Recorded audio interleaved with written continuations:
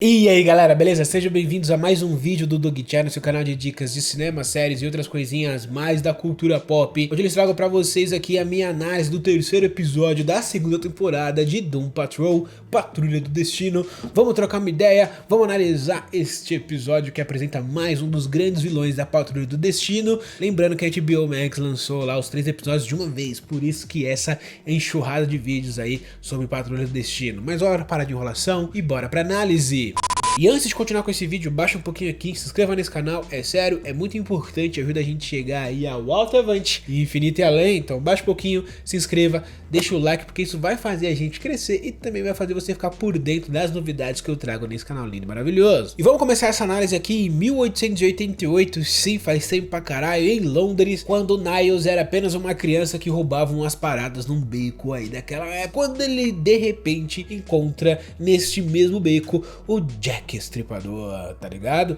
Pelo menos é isso que as pessoas da época achavam, mas na verdade a gente já vê ali o vilão da Patrulha do Destino chamado Red Jack, que é um deus basicamente. Esse cara é extremamente forte, é um vilão extradimensional que passa pelo tempo como se não fosse nada, saca? Conhecendo Niles. Porém, contudo, entretanto, ao invés de Niles, criança, sair correndo quando vê um vilão daquele tipo, ele meio que pergunta por que ele faz o que faz, e o vilão se interessa por isso. Ele vê no Niles algo como interesse, tá ligado? Como uma certa satisfação, como uma certa curiosidade, e que ele pode acabar usando isso de alguma maneira. Ele poupa Niles e a gente volta pro tempos atuais, onde a Doris tá fazendo o café da manhã pro papai, trocando uma ideia, porque ela aprendeu a fazer o café da manhã, e aí tá mó climinha de familhinha, o Niles curtindo a filha.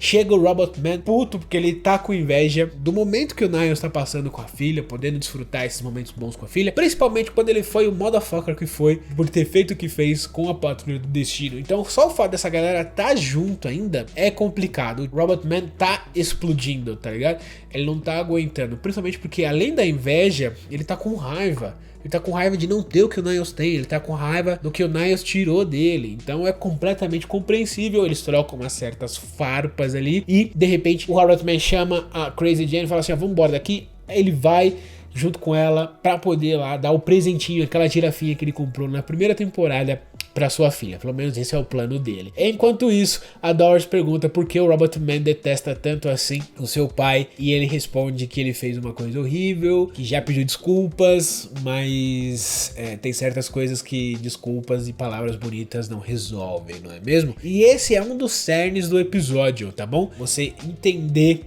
essa culpa de alguns personagens e também entender esse sentimento de solidão que vários deles ali carregam. E a gente vai permear isso daí mais um pouquinho pra frente, beleza? Porque é importante para a narrativa desse vilão e desse episódio. Logo depois o Niles recebe ali um convite super chique com as bandagens do Larry, do Homem Negativo, do Negative Man.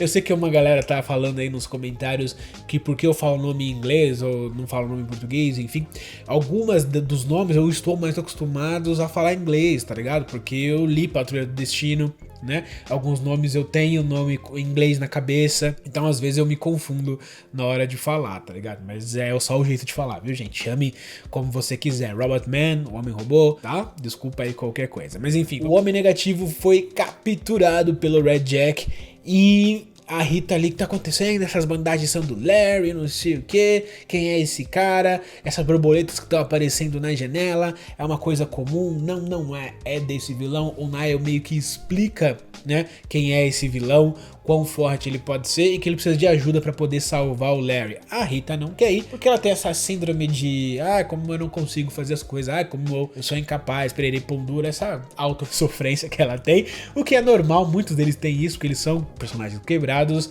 mas ela decide ir pra salvar o Larry, né? Logo depois disso, vemos o Robotman com a Crazy Jane na estrada, indo ali trocando uma ideia, xingando o Tiff pra caramba de todos os nomes possíveis, com os palavrões que só o Robotman consegue trazer aqui pra gente, e falando que, pô, agora eu vou esfregar a felicidade da Clara, que é a filha dele, né, na cara do Tiff, tá ligado? E eu vou dar esse ursinho, a gente vai ser feliz, vai ser tudo maravilhoso. E a Crazy Jane ali, que tá completamente dopada, acaba caindo do sono ou sendo puxada pro underground. No underground, a Crazy Jane tá passando por uma intervenção, tá ligado? Sim, alguns personagens se reuniram ali pra, ó, então, não tá rolando, esse é o ultimato, se você não fizer assim, assim, assim, você não vai mais ser a primordial do rolê, tá ligado? Você vai deixar de comandar este corpo lindo maravilhoso, porque você tá com a Patrulha do Destino, você se enfia em cada lugar, você corre risco, você tá usando drogas, isso não tá fazendo bem pra gente. Ao mesmo tempo que a Crazy Jane aqui fala que a Patrulha do Destino, a Doom Patrol, é a família dela, tá ligado? São os caras desajustados, egoístas, que se arriscam bastante, mas são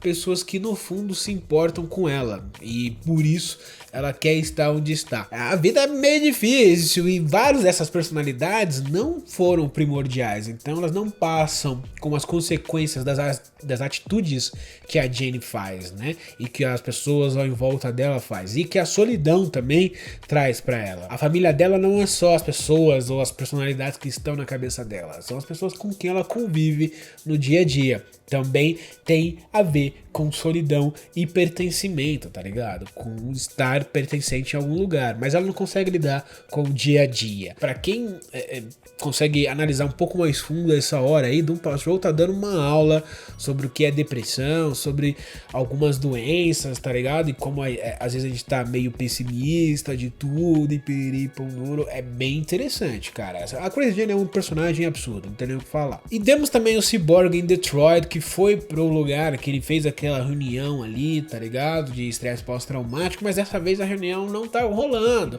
Foi meio enganado ali por aquela mina, aquela possível namorada dele, que queria trocar uma ideia, tá ligado? Queria fazer assim, ah, então, a reunião na real é amanhã, mas eu não te enviei o e-mail e vamos se pegar aqui.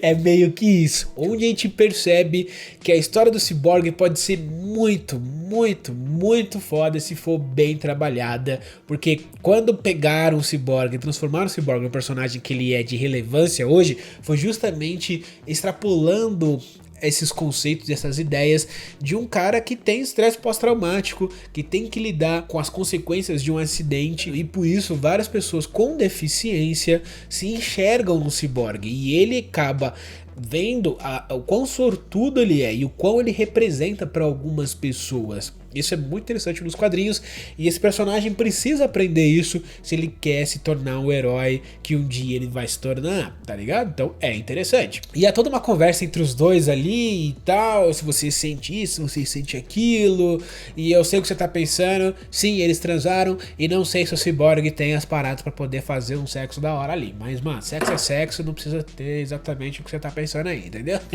Dá pra fazer de outras maneiras. O que eu achei do caralho, porque humaniza o Cyborg, por mais que ele seja um robô cheio de problemas, que só tem problemas com os pais, basicamente, humaniza ele como uma pessoa que tem desejos, e isso é legal, né? Pelo menos eu gostei dessa parte do episódio. Porém, contudo, entretanto, o Cyborg tá precisando, né, desse relacionamento, e essa mina aí não tá tão precisando assim não, ela meio que dá um bolo nele, ela congela ele um pouco, e você vê que ela não quer se relacionar com ele, porque talvez ela acha que não merece esse tipo de relação, tá ligado? Provavelmente ela fez algo horrível, a gente descobre mais pra frente no episódio que talvez isso seja real. Ela não se sente mais uma pessoa que mereça ter um relacionamento, que mereça ter uma pessoa ao seu lado ali. E o Cyborg fica na bad. Basicamente isso que acontece com ele durante esse episódio. O que é bem complicado, né? Agora que ele tava se abrindo, descobrindo uma parada legal, ficou sozinho, mas provavelmente a gente vai ver essa personagem de novo aí na temporada. Indo pro Larry aqui no episódio, a gente volta pra 1966, quando ele chega na mansão ali do Destino, na mansão da Patrulha do Destino, enfim, pela primeira vez, e reconhece ou conhece a Rita Farr, que tá esperando ele, e ela é toda simpática, querendo receber ele e tal, e ele todo ferrado, tá ligado? Quando ele vai pro quarto dele, descobre as bandagens que protegem as pessoas em volta dele da radiação que ele sofre, e ele não vai precisar usar mais aquele traje, e você vê como os dois tem uma bela amizade. Apesar da solidão e da tristeza que ambos sentem, tanto a Rita quanto o Larry, que a gente vai entendendo durante o episódio, principalmente nos diálogos dentre eles, tá ligado? A gente vai entendendo que a Rita, por exemplo, era uma ótima estrela de cinema porque ela usava a dor que ela sentia, a solidão que ela sentia, que é os traumas que ela carrega de infância, pra poder passar na tela, basicamente. E o Larry se identifica com isso, e por isso que ele gosta da Rita Farah, e também porque ela foi super simpática com ele, né? Tentando fazer ele se sentir confortável, não, sabe, fugindo da aparência dele e coisa do tipo, né? E isso nos traz aqui pra mansão, ou pro plano, sei lá, ou qual o nome da parada, onde fica o Red Jack, né? Onde o Niles e a Rita se separam e o Niles é convidado pelo Red Jack a ficar por ali. Enquanto a gente vê algumas demonstrações de puro sadismo do vilão, causando dor nos seus empregados, que eu não sei se são empregados porque ganham algum dinheiro ou porque só estão aprisionados lá e não tem muita escolha, como um sádico daqueles, eu acho que ele não deve ter tanta escolha assim. E o Niles presenciando tudo aquilo, e o Red Jack faz um seguinte convite: venha ser meu pupilo, fique aqui, venha ter a imortalidade, coisa que o Niles está procurando, né? Pelo jeito, essa é uma das procuras da temporada, um dos plots da temporada, a imortalidade do Niles para poder ficar com a filha, né? E também lá enfrentar os vilões que a gente vai enfrentar aqui até o fim da temporada, provavelmente o Candlemaker, e não sei se o Red Jack novamente, né? Vai saber. O Niles recusa, fala: quem é você? Você é um egoísta pedindo esse tipo de coisa pra mim, eu não sou da sua laia, e pererê, e pão duro. Só que o Niles fez coisas horríveis, né? O nome da filha dele, ele pode falar que é em nome do amor que ele sente pra filha, pra cuidar da filha dele, mas ele fez coisas horríveis, e é por isso, por esse possível sadismo que o Niles tem, dessa possível satisfação pelo que ele não conhece, de não ter escrúpulos, é isso que o Red Jack quer aproveitar, e isso mexe bastante com o Niles. Num outro momento a gente vê a Rita ali procurando o Larry ou o Niles, enfim, quando ela se depara com ele e o Larry tá soltando aquelas bandagens do braço dele, tem uma galera ali que tá aprisionada junto com ele, e o fato das bandagens saírem do braço dele traz à tona a radiação que o próprio Larry é, né, do espírito negativo dentro dele, e ele acaba meio que causando dor e mutações e derretendo meio que as pessoas que estão ali, e é meio que uma tortura também, uma tortura psicológica, porque o Larry tá abalado, sozinho, e é um personagem complicado, e tá fazendo essas pessoas sofrerem assim como ele mesmo tá sofrendo, porque ele tá pendurado, né, ele tá suspenso pelo próprio corpo em ganchos e coisa do tipo. Quando a Rita encontra o Larry e vai tentar ajudar, todo mundo, tanto Niles, quanto a Rita, quanto o Larry, começam a meio que sangrar e ter coisa saindo das costas, você não começa a entender o que tá acontecendo e fala uau, não sei o que, e você percebe que há asas de borboletas em cada um deles, aonde você entende, se você não conhecia direito o vilão, que cada uma daquelas borboletas que ele usa é uma pessoa que ele já transformou em borboleta através da dor, e ele fica colecionando essas pessoas barra borboletas para continuar se alimentando das dores dela, o que traz esse vilão para um nível de sadismo absurdo, né? Pelo menos eu acho incrível. A Rita entra na sala, consegue ajudar o Larry, mesmo sofrendo, sendo toda ferrada pela radiação do próprio Larry, o que fortalece a amizade deles, e é um momento muito bonitinho, inclusive. Enquanto isso, o Niles, além de estar sendo torturado, tá ligado? Provavelmente tá tudo acontecendo na cabeça dele, porque ele começa a ficar como se ele fosse o Robot Man, como se ele estivesse vivendo dentro de um quadradinho com as mãos metálicas, e passar pelo sofrimento que ele causou, e isso causa sofrimento no Niles, porque isso já estava causando sofrimento no Niles. O Red Jack só manipulou isso de algum jeito, né, e por isso acaba causando essa dor toda imensa no Niles, que acaba conseguindo revidar, pegando ali uma faquinha, um punhal, enfim, e trazendo dor pro Red Jack. E quando ele sofre dor, ele entra num êxtase, em alguma coisa do tipo, e não aguenta por muito tempo e sai dali. E todo mundo consegue sair dali, né?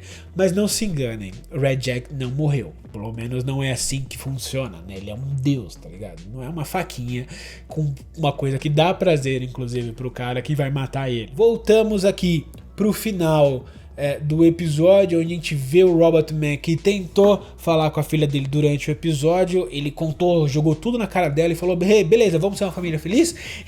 Vambora ser uma família feliz? E ela não gostou da ideia.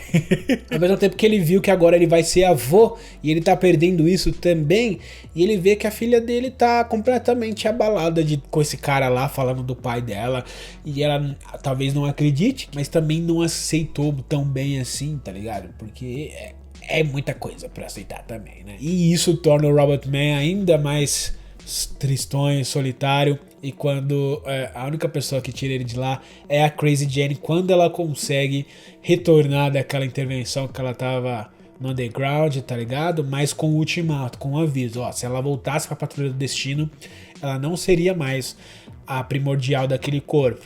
E dito e feito, ela decide voltar. E de repente ela acaba o episódio com ela trancada dentro do próprio corpo. E aí a gente vai ver provavelmente a Miranda assumindo esse corpo aí dela. E por último, eu não posso deixar passar aqui que a Dorothy acabou brincando de esconde-esconde ali com os seus amigos imaginários, tá ligado? Que é bem legal. Porém, contudo, entretanto, a Dani, que estava participando da brincadeira, acabou se quebrando. E será que a Dani já era? Eu acho que não, porque a Dani é um ser, né, mágico, que não deve morrer facilmente, mas pô, o tijolinho quebrou, a Dorothy ficou muito triste, e é um paralelo, uma metáfora com a desculpa, que há coisas que não dá pra se desculpar porque elas não voltam a ficar inteiras mesmo pedindo desculpas, como a Rua Dani ali, né, no caso da Dorothy. É a metáfora pro próprio pai que tá se sentindo cada vez mais culpado por conta do Robotman, porque foi isso que o Red Jack colocou na cabeça dele. E é real, né? Mas essa foi a análise do terceiro episódio. Eu acho que ficou grande esse vídeo, mas espero que você tenha gostado de ter assistido até aqui. Vamos trocar as ideias aqui nos comentários e conversar sobre o que vai acontecer com esses personagens que adoramos. Muito obrigado por ter assistido esse vídeo, principalmente até aqui. Não esqueça de deixar o like, se inscrever no canal. E muito obrigado. Beijo na bunda, até a próxima. Like, compartilha. Valeu, galera. Tchau, tchau.